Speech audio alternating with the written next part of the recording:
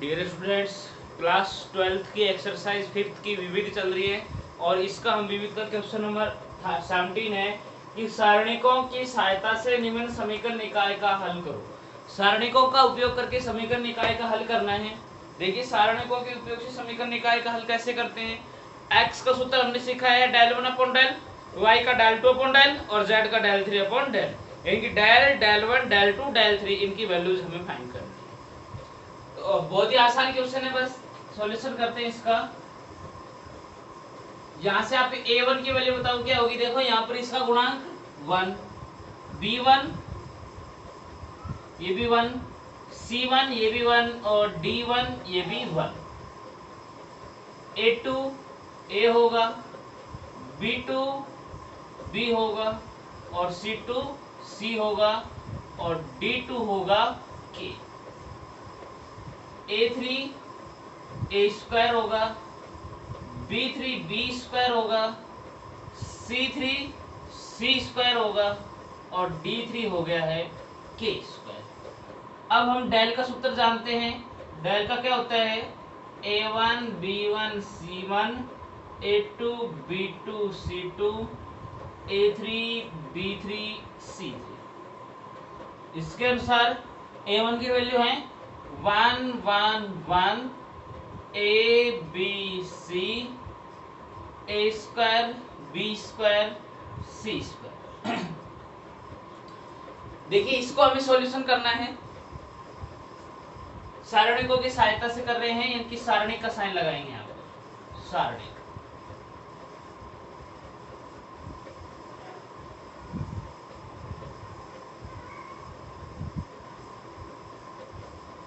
देखिए अब हमें इसका सॉल्यूशन करके इसका सॉल्यूशन करना है, इस सारणिक का मान निकालना है। तो देखिए बेटा डायरेक्ट अगर आप इस सारणिक का मान निकालने की सोचोगे आप गलत कर बैठोगे। आप देखिए ना 1 1 1 आ गया। आप एक्सरसाइज 4th में जी 4.2 में हमने यही सीखा था। सारणिकों को मान निकालने के लिए संक्रियाओं का यूज करना सीखा था। तो वहां पर चले जी उसी से हम संक्रियाओं का यूज करना सीख लेते हैं। देखिए 1 1 1 बन रहा है तो 2 1 की सहायता से 0 बना लो, बाकी काम हम आगे की तरफ कर लेंगे। यानी कि क्या संक्रिया लगाएं कि C1 में संक्रिया लगा दूं C1 माइनस C2 और C2 में संक्रिया लगा दे C2 minus C3 C2 minus C3। तो क्या हो जाएगा डेल बराबर डेल इक्वल टू देखिए 1 माइनस 1 0 0 1। यहाँ पर C1 माइनस C2 यानी कि A माइनस B, यह हो जाएगा B माइनस C और ये C। यह हो जाएगा A square minus B square, b square minus c square और c स्क्वायर। इसका मतलब ये हो गया कि 0 0 1 ये a minus B B minus C C. देखो A square minus B square का फॉर्मूला क्या होता है A plus B A minus B. तो ए प्लस बी का मतलब ए प्लस बी और ए माइनस बी। यहाँ पर भी हो जाएगा सी बी प्लस सी और बी माइनस सी और आगे की तरफ है सी स्क्वायर। अब देखिए यहाँ से पूरे में से मैं a माइनस बी और b माइनस सी कॉमनली निकाल लूंगा तो 0 0 1 1 1 c a plus B B plus C और c स्क्वायर। ये कंडीशन बन जाती है।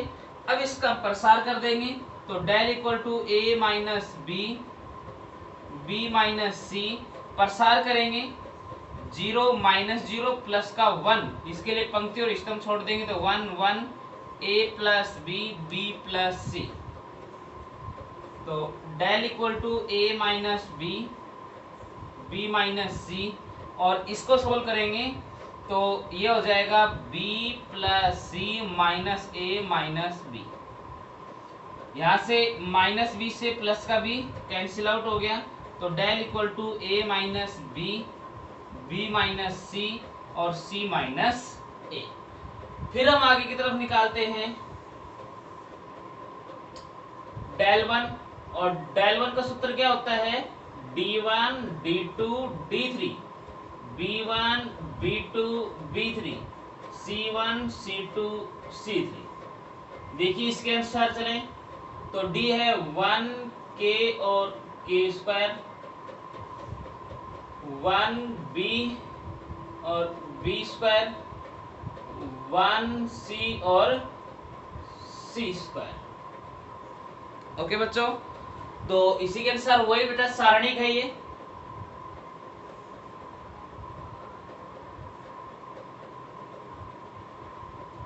तो इस सारणिक के मान को सोल्व करेंगे और सारणिक के मान को सोल्व करेंगे तो यहाँ आ जाएगा अपना, देखो वही संक्रिया लगा देते हैं। देखो 1 1 1 आ रहा है तो 2 0 बना ले।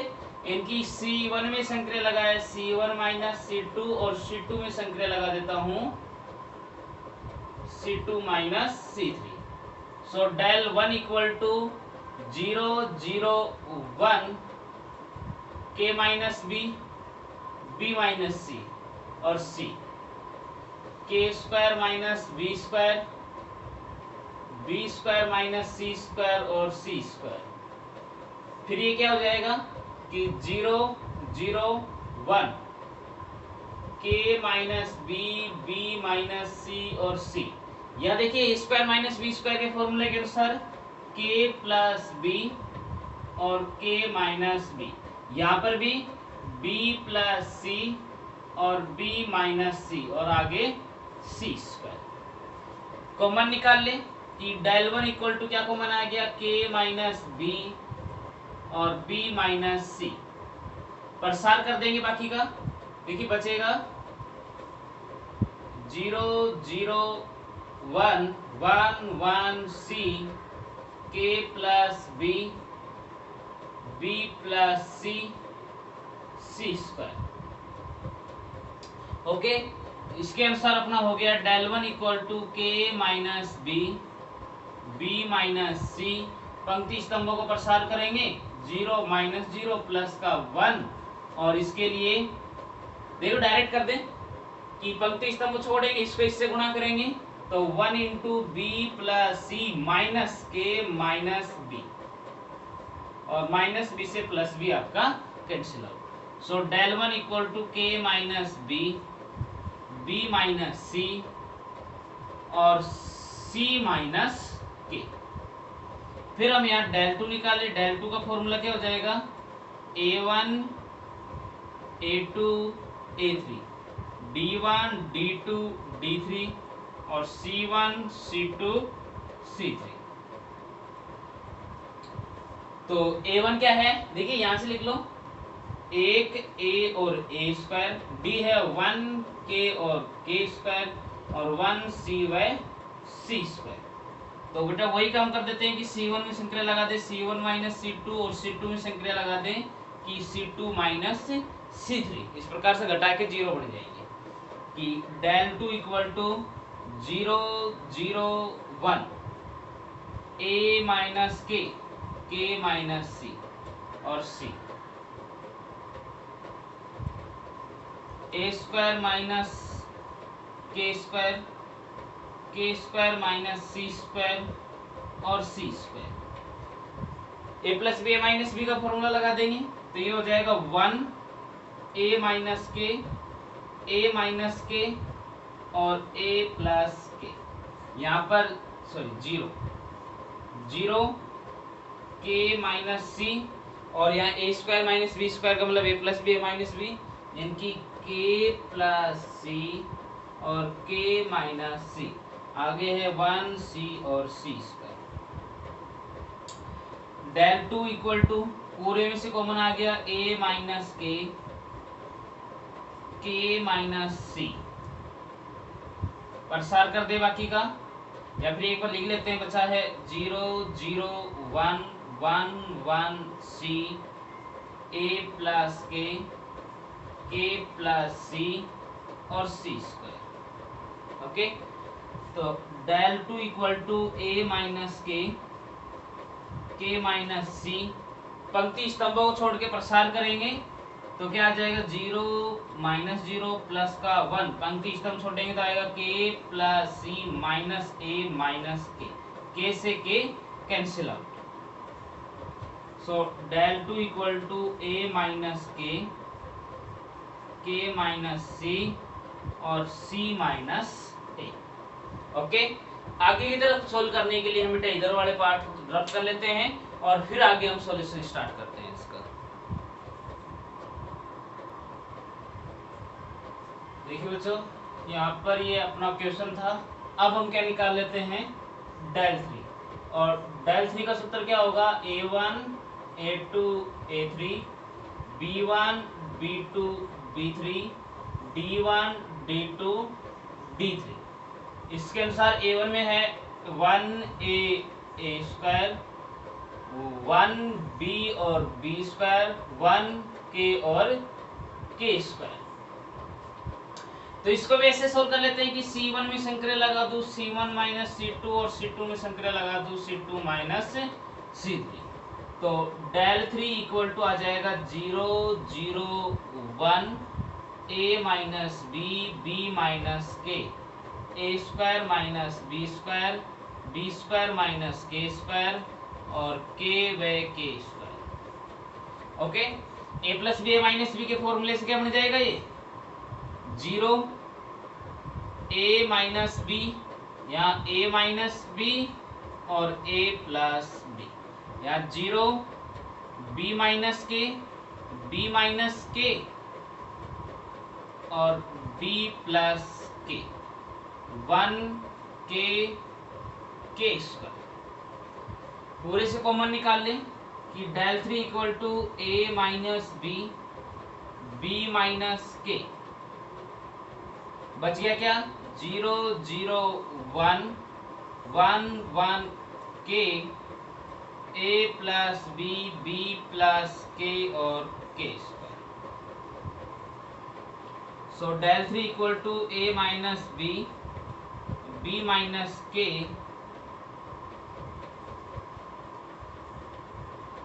एंड 0 माइनस 0 प्लस का 1, इसके लिए बचेगा पंक्ति स्तंभों को छोड़कर, देखो पंक्ति और स्तंभ छोड़ देंगे तो सारणी का मान हो जाएगा b माइनस के, सॉरी a को b से करेंगे तो b प्लस के, माइनस इसको करेंगे तो माइनस का a और माइनस का b, माइनस b से प्लस का b cancel out. So del 3 equal to a minus b b minus K और k माइनस a, ये आ गया डेल 3 की वैल्यू। डेल 1 डेल 2 डेल 3 सभी हो गए हैं। अब मैं यहाँ से x का फॉर्मूला निकाल सकता हूँ। x का फॉर्मूला क्या होता है, डेल 1 अपॉन डेल। तो x equal to del 1 upon del, so x del 1 की वैल्यू कहाँ आई बेटी, डेल 1 लिखिए ये रहा कि k माइनस बी। चलो आगे देख लेते हैं, इसको रब कर लें।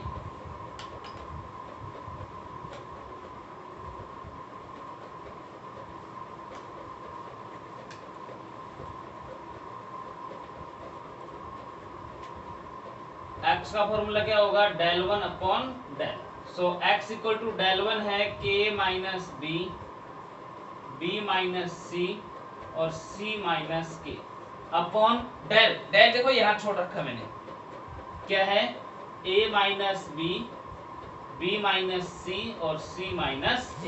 देखिए b माइनस सी से b minus C cancel out हो गया, तो x का फॉर्मूला x इक्वल टू आ गया k minus B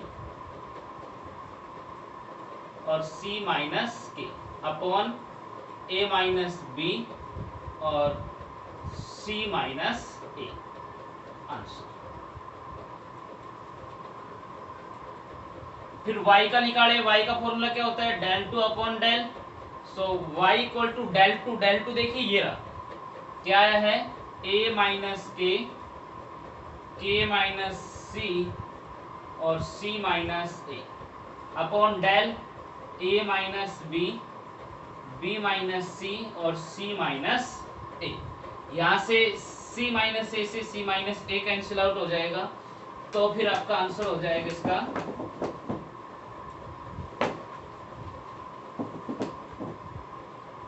y equal to आ जाएगा a minus K minus C upon a minus B और b माइनस सी। ये किसकी फॉर्मूला आ गया, y का। ये था अपना x का। अब z का फॉर्मूला निकाल दे, क्या होता है del 3 upon del. So z equal to del 3, del 3 देखो ये निकाल रखा है कि a minus B minus K और k minus a upon A minus B, B minus C, C minus A minus B से A minus B cancel, so Z equal to B minus K minus A upon B minus C और C minus ए। Answer यही होंगे इसके answer.